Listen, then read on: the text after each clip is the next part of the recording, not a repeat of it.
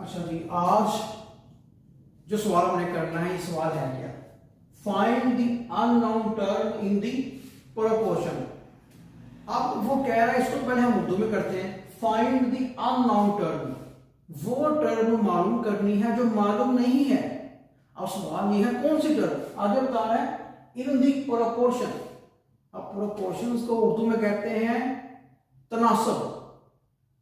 ठीक है, अब तनासब क्या चीज है? तनासब ये जो चार नुक्ते हैं ना, 1 2 3 4, ये सिंबल है। ये इस चीज को जाहिर करता है। ये सिंबल है ये वाला, ये जो चार नुक्ते आपको नजर आ रहे हैं फिलहाल, ये चार नुक्ते, ये चार डॉट्स किसको जाहिर करते हैं? प्रोपोर्शन को जाहिर करते हैं, जिसे उर्दू में कहते हैं तनासब। तो अब यानी कि वो कह रहा है कि इस सवाल के अंदर आपने वो वैल्यू मालूम करनी है जो अननोन है, जो मालूम नहीं है। यानी कि 3, 60 और 15, ये तीन रकमें दी गई हमें। हमने कौन सी रकम मालूम करनी है? यानी कि हमने फिर एक्स की रकम जो है वो मालूम करनी है। अब जब भी कोई रकम आपको दी जाती है, या तो वो इक्वेशन की सूरत में होती है। अगर तो ये इक्वेशन हो तो ये जो साइन है ना यहां पर प्रोपोर्शन का, यहां पर साइन हो इक्वल का, लेकिन यहां पर साइन इक्वल का नहीं है। यहां पर साइन कौन सा दिया गया है? ये जो चार डॉट्स हैं ये जाहिर करते हैं प्रोपोर्शन को, यानी कि तनासब को। तो वो कह रहा है कि इस प्रोपोर्शन में, यानी कि इस तनासब में आप मुझे एक्स की वैल्यू निकाल के दें। अब जब रकम किस सूरत में होगी? प्रोपोर्शन की सूरत में होगी। तो यहां पर आप एक फार्मूला यूज कर सकते हैं। वो फार्मूला किस सूरत का होगा? वो है जी product of extremes and product of means. अब ये एक्सट्रीम्स और मीन्स क्या चीज है? देखिए, मीन्स जो रकमें आपको ये प्रोपोर्शन के साइन के साथ दी होती हैं, ये वो आकृति कहलाती हैं मीन्स। मसलन ये 3 और ये 60, ये जाहिर करता है किसको? मीन्स को। ये जो दो रकमें हैं प्रोपोर्शन के साइन के बिल्कुल साथ, ये है जी मीन्स। अब हमें चाहिए इनका प्रोडक्ट, तो अब लिखते हैं इनको, देखेंगे। अब इन दो रकमों को हमने क्या करना है? ये जो मीन्स की दो रकमें इनको मल्टीप्लाई करना है। तो प्रोडक्ट ऑफ मीन्स का मतलब है 3 मल्टीप्लाई 60। और ये एक्सट्रीम्स क्या आती हैं? एक्सट्रीम्स वो रकमें हैं या वो नंबर्स हैं जो प्रोपोर्शन के अंदर, जब एक आपको इक्वेशन दी गई है तनासब की शक्ल में, यानी कि प्रोपोर्शन की शक्ल में, तो जो नंबर्स लास्ट में होते हैं इनको आप कहते हैं एक्सट्रीम्स। तो यानी कि ये x और ये 15, ये क्या है? ये एक्सट्रीम्स की वैल्यूज है। तो अब हम यहां लिखेंगे प्रोडक्ट ऑफ एक्सट्रीम्स का क्या मतलब है? x multiply 15।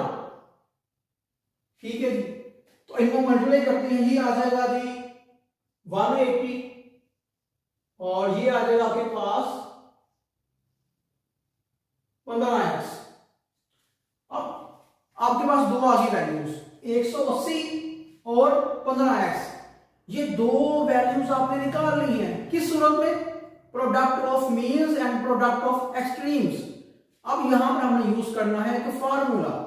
वो फार्मूला क्या होगा? देखिए, वो फार्मूला ये होगा जी प्रोडक्ट। तो प्रोडक्ट ऑफ एक्सट्रीम्स क्या है जी? 15x equal product of means क्या है? 180। तो प्रोडक्ट ऑफ एक्सट्रीम्स की वैल्यूज लगा दी और प्रोडक्ट ऑफ मीन्स की वैल्यूज भी हमने लगा दी। अब इसको हल करते हैं। हमने यहां निकालना है x, तो ये 15 हमको यहां पर नहीं चाहिए, तो क्या करेंगे हम? ये 15 को हम दूसरी तरफ शिफ्ट कर देंगे। अब कैसे शिफ्ट करेंगे?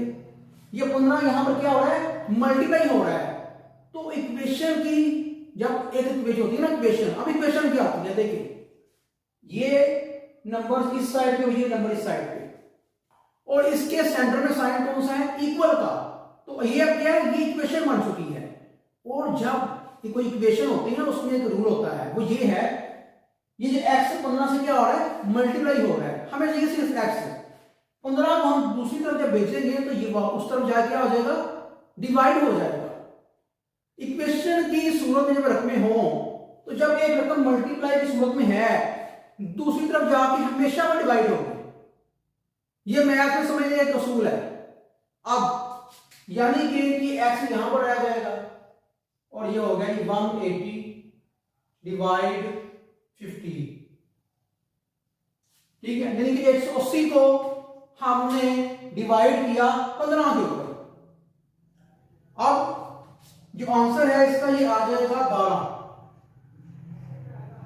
तो x की जो वैल्यू थी वो क्या आ गई, वो 12 आ गई। और ये x की वैल्यू ही हमें निकालनी थी। तो सिंपल क्या किया हमने, प्रोडक्ट ऑफ मीन्स और एक्सट्रीम्स हमने निकाला, फार्मूला यूज किया। हमें पता है कि प्रोडक्ट ऑफ एक्सट्रीम्स इक्वल होता है कि प्रोडक्ट ऑफ मीन्स के। तो यहां पर अब हम एक इक्वेशन की जरूरत में आ गए और इस इक्वेशन से हमने, इस मसावात से हमने x की वैल्यू जो थी वो निकाल ली। तो हमने अपना जो आंसर था वो x की वैल्यू 12 जो है वो निकाल ली है। ये हमारा आंसर जो है वो आ गया है। उम्मीद है कि मैंने आपको काफी आसान तरीके से सवाल जो है वो समझा दिया है।